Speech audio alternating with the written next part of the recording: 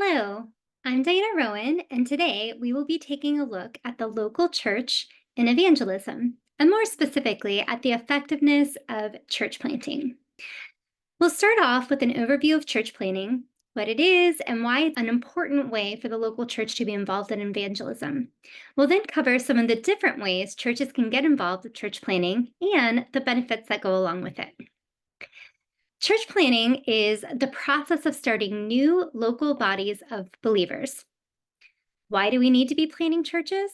Well, studies have shown that the church to population ratio has been steadily declining over the last century. Our current rate of growth isn't keeping up with the population growth, meaning our population is underserved or not reached at all. Another reason to plan churches is that it also happens to be one of the most effective forms of evangelism. Why is that? Well, first of all, church planting is the method we see modeled for us in the New Testament, starting in the book of Acts. The first church started in Jerusalem, but then as the disciples go out from there, they begin establishing churches all along the way.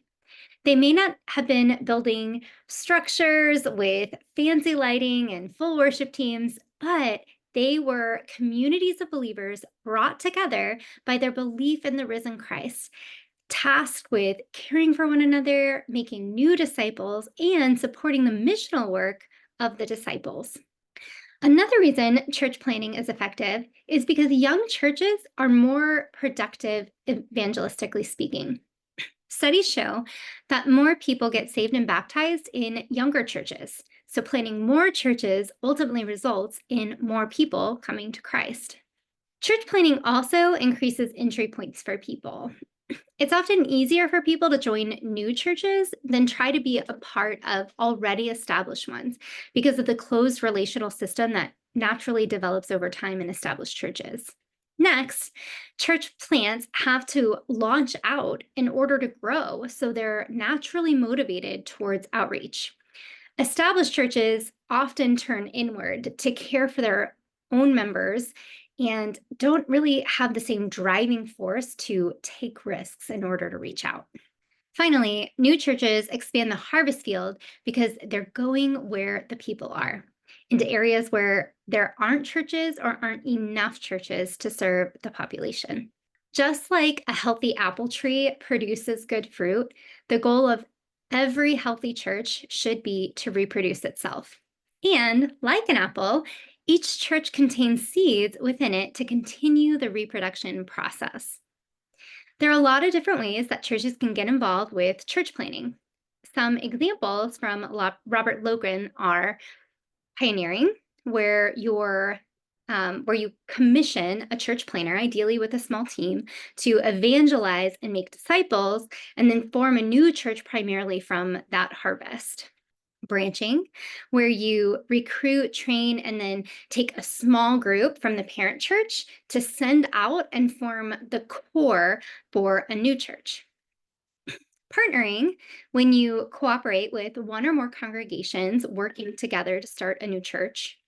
Supporting, meaning providing finances, resources, and prayer for a new church that may get its primary leadership and direction from another source, like a denomination or church planting organization. Restarting, when you revitalize or rebirth a new church with new leadership from a closed church that had been either dying or dysfunctional. And finally, missions.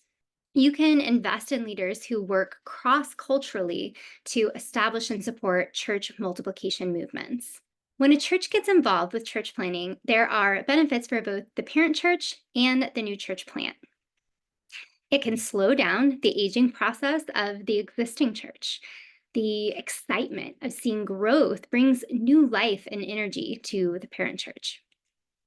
Since new churches are reaching more lost people, the parent church also shares in that kingdom impact, and it helps keep their focus there.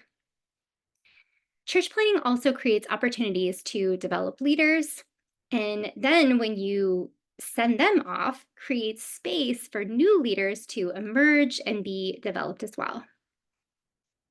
New churches also have a higher survival rate when they're working with parent churches because some of the critical factors that contribute to success are available, like a higher probability of a coaching relationship, closer supervision, more financial stability, and reliable leadership resources.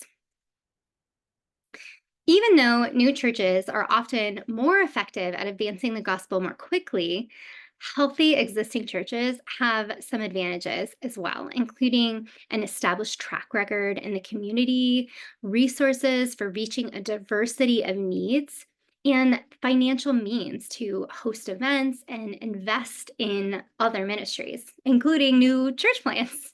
So while existing churches should strive to get involved in church planning, both are vitally important to the work of the kingdom in our communities.